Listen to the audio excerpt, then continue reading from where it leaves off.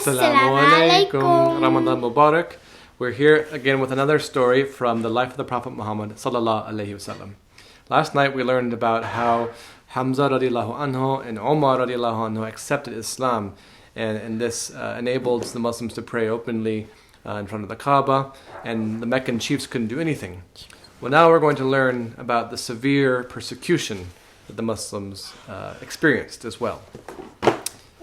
The Quraysh were frustrated. They kept trying to stop the spread of Islam, but more Meccans were accepting the message of the Prophet Muhammad sallallahu alaihi wasallam. The chief had a meeting. All the chiefs had a meeting and decided to begin a boycott against the Muslims.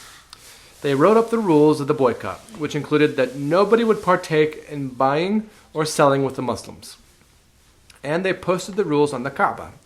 The Muslims were to remain in the valley of Abu Talib during the boycott, and there they faced extreme hunger. As they could not buy anything from the Meccans, the Muslims would have to wait until the trade caravans arrived and try to buy some food from them. They did not have a lot of money because they were not allowed to sell to the Meccans either, but the Muslims would still try to buy enough food to at least feed their children. When the trade caravans came to Mecca, the Quraysh would convince them to raise their prices so much that the Muslims could barely afford to purchase anything. The cruel boycott lasted 3 years until Prophet Muhammad ﷺ received a revelation from God that the parchment paper on which the boycott was written had been destroyed, except for the word Allah. When he informed his uncle Abu Talib of this, Abu Talib approached the other chiefs of the Quraysh and said that now that the parchment had been destroyed, the boycott should be put to an end.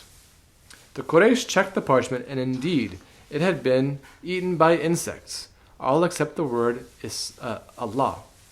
And thus, eventually, the boycott came to an end. Yay. Abu Talib was the leader of the Banu Hashim clan, and he protected his nephew, who was also from the Banu Hashim clan, out of a sense of honor. Not long after the boycott ended, Abu Talib passed away. But that was not the only loss that the Prophet Muhammad ﷺ had that year. The pious and noble Khadija radiallahu anha, his beloved wife of 25 years, also passed away.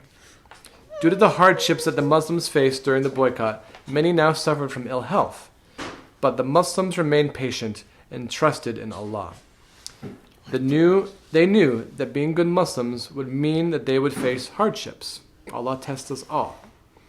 But the Quran taught them to be patient and prayerful, and that there would be ease after hardship. Indeed, there is ease after hardship. So this was a very, very difficult time for the Muslims. So what's a boycott again?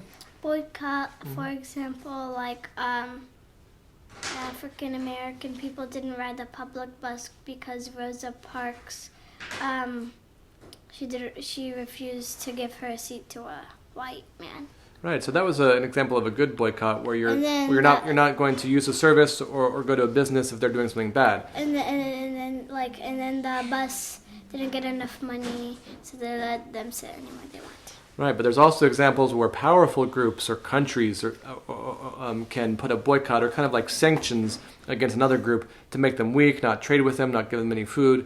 That's kind of like what's happening against Gaza, where there's a siege and they're not letting anything go into Gaza, and the people are suffering from lack of medicines and things like that. So it can be used for a good purpose if you're not wanting to support a business that's doing something bad, but can also be used by powerful people to oppress weaker people. So the Muslims weren't able to buy or sell or trade or anything, and even their children were starving. And it lasted several years. So what do you think we can learn from the Muslims at that time about patience? Because sometimes when you think your game is loading, like Roblox or something, you're like, oh, come on, I want to play this, my friend is finally online. But then you think about those people who had to wait 3 years. Just to get food. Yeah. Even more important than just video games. Yeah, so think, of waiting to for Roblox to load for 3 years. Yeah, so you're right. So right nowadays we expect everything to be so fast. We want our games, our TV, our pizza delivered, whatever it is, so fast. And right now we're learning that actually we can have everything the way we want it at our fingertips. That actually we're not in control of everything. Allah is still in control of everything. Right now we're experiencing shortages of meat and things like that in the marketplace because of the current situation. We're not able just to go out to the market and get food whenever we want to.